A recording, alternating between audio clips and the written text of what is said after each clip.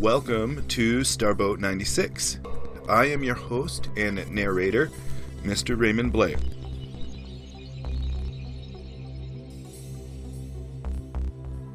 Today's episode starts with a bang, as I am looking at my radar, and it is clearly indicating several bogeys incoming towards my direction. As I peer through my periscope, I can see some crazy yahoo charging straight at the starboat at breakneck speed. Furthermore, he has some tiny drones escorting his or hers underclassed vessel. So what to do? Well, I guess I'll just roll the starboat to face the criminal enemy deckside and just let him have it.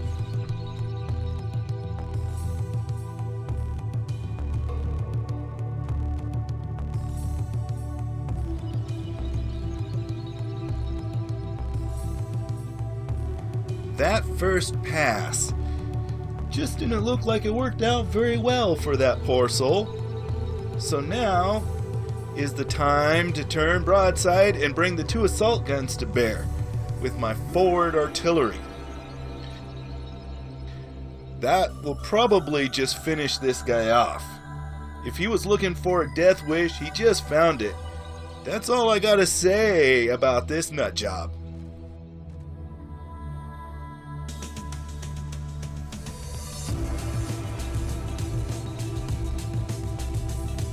After shaking off my battle tension and regaining my nerve, I see the damage report being assessed. Even though this list is long, most, if not all, of the damage taken just doesn't exceed 5% of any module hit. So basically, this pirate strafed up and down the starboat and shot it full of holes, but most of the bullets just bounced off the armor.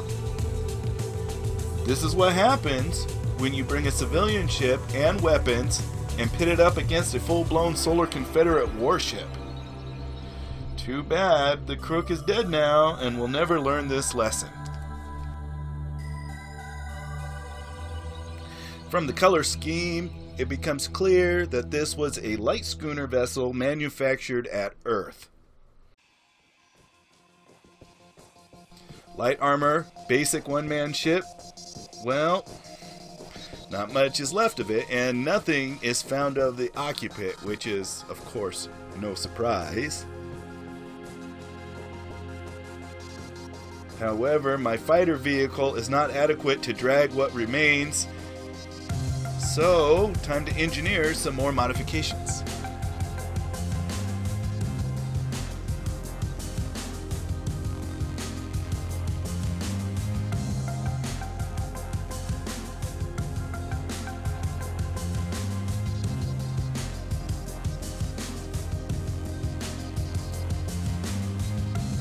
The Mark IV is made to fit Martian deck standards and not Luna ones, and the landing gears just don't fit quite right.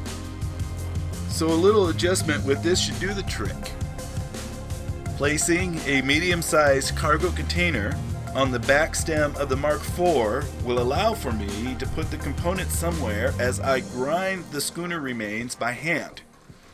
Nanotechnology has made building and engineering things into terms of blocks and grids. So, with that in mind, grinding a large grid by hand can be pretty difficult and hard work, as well as time-consuming. A little hard work builds character. That's what my grandfather used to say. But I say that I may have a wealth of character, but this hard work is giving me no credits. It is a good feeling, though, to sit down as I fly to the remains of one of the pirate drones. However, there is a warhead attached to it, so I can just only shoot at it from the safety of my vehicle until it explodes. That is because a common trick of pirates is to booby-trap their equipment in this way so that when you get close to scavenge a wreck, it blows up and kills you. It is sort of a last laugh, revenge sort of thing.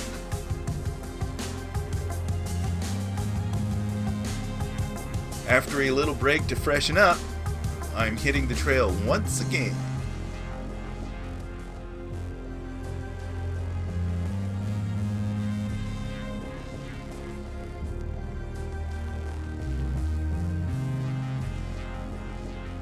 The Mad Lad pirate came from somewhere, and sure enough, this structure attached to this rock is the criminal scum's abode. My artillery turret is taking a couple of shots, but what I need is some human precision to hit the defenses that are protecting the abode. So fixed guns it is. I do not have any ammunition for the railgun, which reminds me that I need to manufacture some when next I stop by the Mariner. I do have a couple of artillery barrels though, and it is hard to make such a shot at such a small target at this range. Direct fire does not seem to cut it. I will probably have better luck with indirect ordnance. So I got 4 black market torpedoes, and deploying one will do the job nicely, I think. The magnetic pistol on these torpedoes just will not work no matter what I try. But I can set the trigger to the proximity of the asteroid, and the blast should be more than enough to take care of this situation.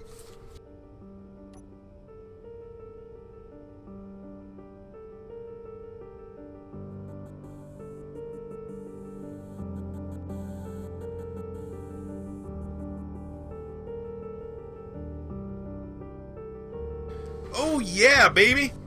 We have blast off! Did I mention that these torpedoes are tipped with nuclear warheads? No? I know, this was a bit of an overkill. Let's just hope that the guy's wife and kids weren't home. Lunar Command does know I have these torpedoes, but have taken a don't ask, don't tell approach. So the next time I go to a Confederate station, I will need to have used them, or they may be subject for confiscation. Anyways, that was the deal.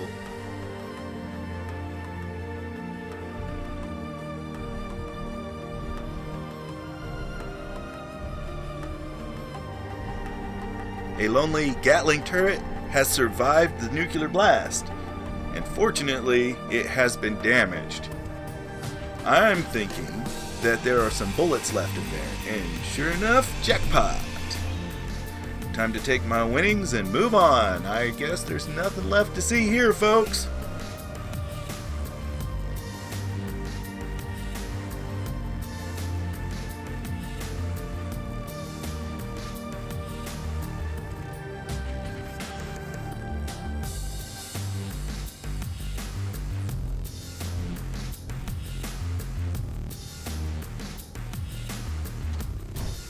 Okay, something just popped. Just when I thought my landing was a 5-star. The almighty malevolent Klang has struck, and I now kneel to do his bidding.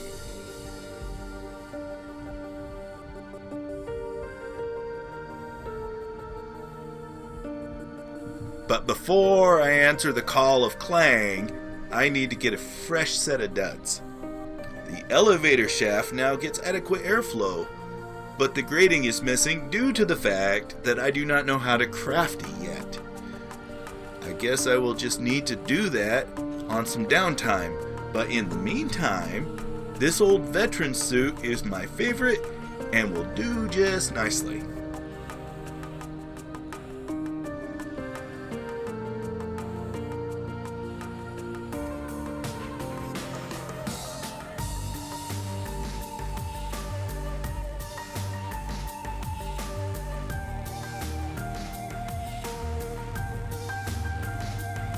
Back to work on deck.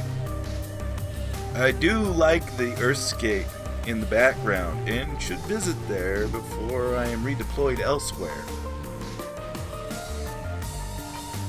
having the nanos grind the full cargo box, then replacing it with an empty one, is using big brain power. Well, at least I'm happy to have thought of this efficient use of time. Kinda like the old adage, work smarter, not harder.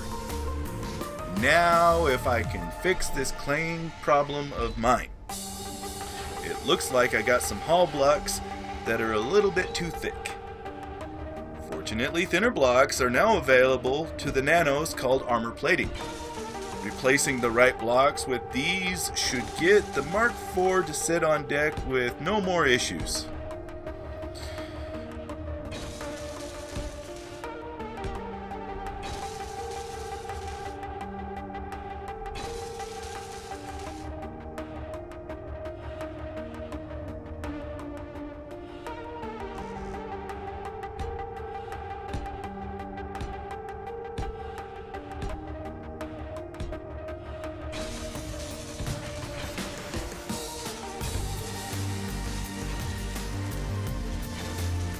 I see that Klang still persists, but at least he's been appeased for now, so I'm not going to let these shaky, sparking shenanigans worry me for now.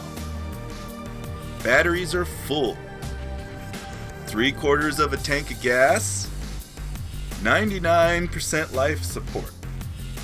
Well, I am ready to take on the next adventure. For now, however, this adventure is at an end. I hope you enjoyed this episode and look forward to having you here again next time.